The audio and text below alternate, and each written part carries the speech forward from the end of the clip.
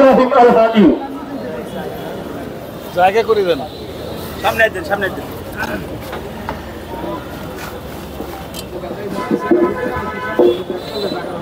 আসসালামু আলাইকুম ওয়া রাহমাতুল্লাহি ওয়া বারাকাতুহু। ভূমিকা ছাড়াই কথা বলতে চাই। 53 বছর 54 বছরের বাংলাদেশে যখন দেখি বড় কোন রাজনৈতিক সংগঠনের বড় বড় লিডাররা যখন বলে পিয়ার খায় না মাথায় দেয়, তখন আমাদের আফসোস লাগে যে এতদিন তারা বাংলাদেশকে নেতৃত্ব দিয়েছে। পিয়ার বাংলাদেশ নয়, এই দাবি আমরা তুলেছি 2008 সালে। এটা নতুন কোন দাবি নয়।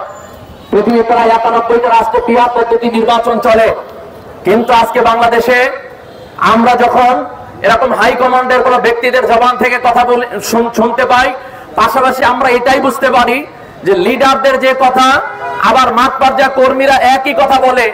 লিডাররাও বুঝে না পিয়ার খায় না মাথায় দেয়, কর্মীরাও বুঝে না পিয়ার খায় না মাথায় দেয়। আমরা বলি পিয়ার খায় অথবা মাথায় দেয়, সেটা নয়। পিয়ার পদ্ধতি যদি বাস্তবায়ন হয় তাহলে আর কালো টাকার কোনো সরাসরি নির্বাচনে হবে না, ঠিক না? বলি জোরে বলে। পিয়ার পদ্ধতি যদি বাস্তবায়ন হয় কোনো পেশি শক্তি মানুষের উপরে চেপে বসবে না, ঠিক না? বলি জোরে বলেন। পিয়ার পদ্ধতির নির্বাচন যদি হয় বাংলাদেশের 100% মানুষের ভোট কাজে আসবে। মানুষ ভোট দিতে গিয়ে চিন্তা করবে না যে আমার ভোটটা কাজে আসবে না পচে যাবে না নষ্ট হবে।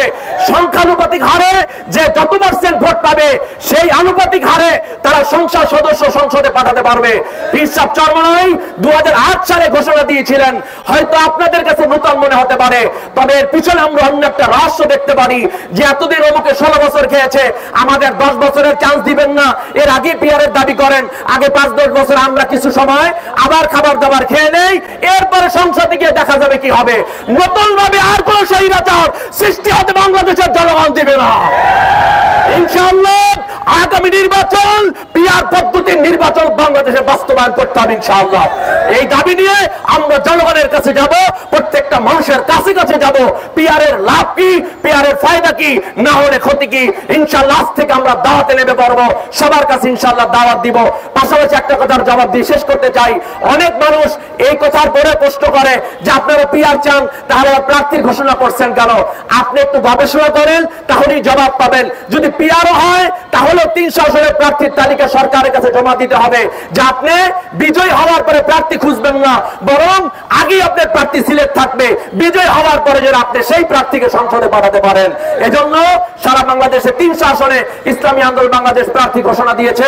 আজকে থেকে আমরা মাঠে ময়দানে নেবে এই পিয়ারের লাভ কি জনগণকে বুঝিয়ে ইনশাআল্লাহ আগামী নির্বাচন যদি পিয়ার পদ্ধতি নির্বাচন হয়, এই দাবি আমরা আদায় করার জন্য সর্বোচ্চ চেষ্টা করব।